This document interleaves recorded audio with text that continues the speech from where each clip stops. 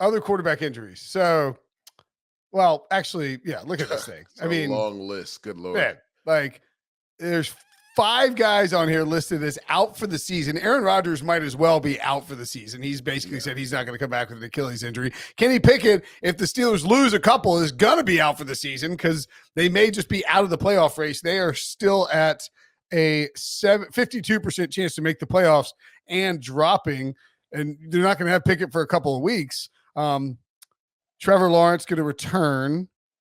And I guess Derek Carr, he also has a shoulder injury. We'll get to Derek Carr and his brother in a second. But that's a lot of quarterback injuries. I think this really might be the most defining characteristic of this NFL season. Is that a fair way to put it? Well, it's interesting, right?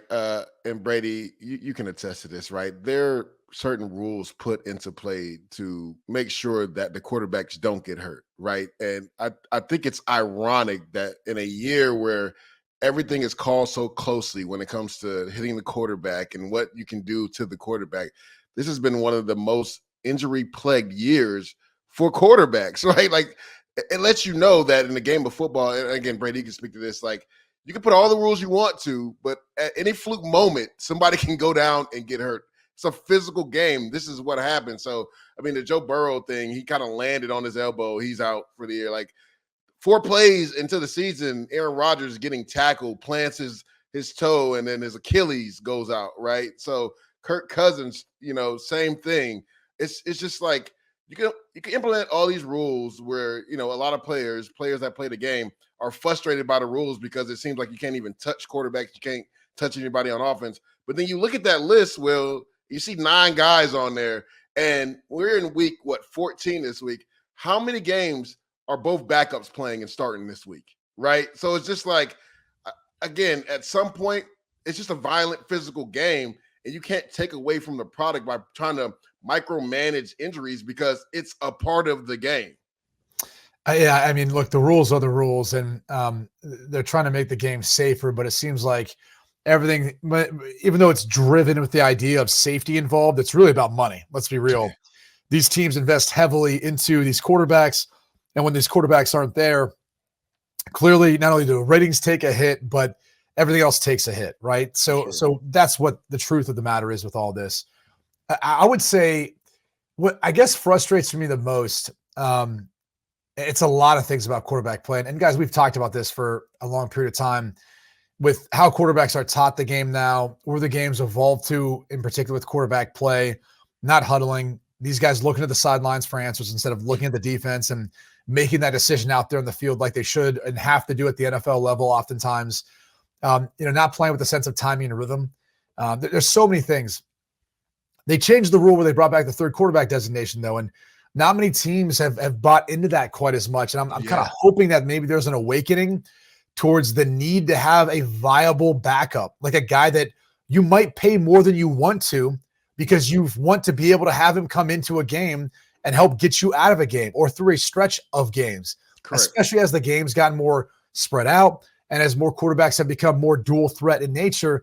To Leger's point, like there's just going to be more injuries. And I feel like teams, I mean, look, it's a fine line too. Like it's not so much about spending, even though I know a lot of owners are cheap. It's also a byproduct of how that room is handled, meaning like everyone kind of has their pecking order. Like this is your job. You're the starter. You're the backup. You're the third. Like this is your responsibility. If you really have a room full of competitive guys, no one wants to sit there and be a backup or a third string guy who gets no reps, right? Like it's a tough situation to be when all these guys have been a starter or have been the guy their entire life up until they get to the NFL. Otherwise, they wouldn't have to have the opportunity. So, I look at it and I think it's tough because we're seeing now for the last couple of years. I mean, last year we had a lot of backup quarterbacks have to start games. We're seeing it this year. It's a byproduct of a myriad of factors. Like you're not preparing the guys who are starters in the first place to throw with timing, rhythm, get the ball out. The backups obviously aren't prepared to protect themselves. Correct. And then you're not putting in guys who are able to go out there and play the game at times the way they need to, who are backups in those instances. I mean, guys are running around more and more. So I just, there's a bunch of things that lead to this. I personally, I love the fact that these backups get an opportunity. Like I actually, it doesn't make the game any different for me. I do hate the way, for example, the Jets handled the whole Zach Wilson situation, but that's a whole nother story. We can talk about at a later point. Yeah. Well, before we go on, I just wanted to get Brady's perspective on this because you said a lot of stuff that I want to dive into. Like, one, I cannot wait for the offseason and free agency just to see if there is a urgency for teams to potentially have a guy like Minshew or Jacoby Brissett, and like you said, pay them upwards of $8 million, because I think we're at a point in the NFL where you almost have to expect your backup's going to play 3 or 4 games, right? Yeah. It sucks to say that, but I think we're at that point now. And then I think there's something to be said. And Brady, this is what I wanted to ask you as a quarterback, being in a system constantly for more than 1 year, right? Even as a backup, what that does for you. Look at Jake Browning and what he did the other day. He's been in that system 3 years. So I wonder, will there be an urgency of teams, right? And you can speak to this from a quarterback's perspective, where like our backup guy, we're going to treat him like a development guy. We're going to keep him 3 years in the system just because if our guy goes down, we don't want some guy that's only been here for 6 months going out there and trying to run the offense. So I would just love to hear your thoughts on that.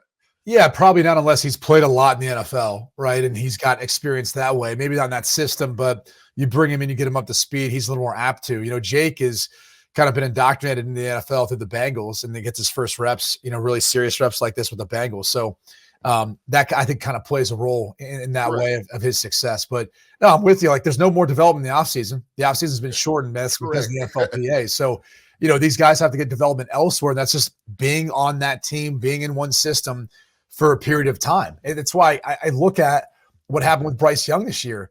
First overall pick, he goes in to be the guy. And now you already have to deal with a new offense next year and a new coach, new system, things he's been asked to do.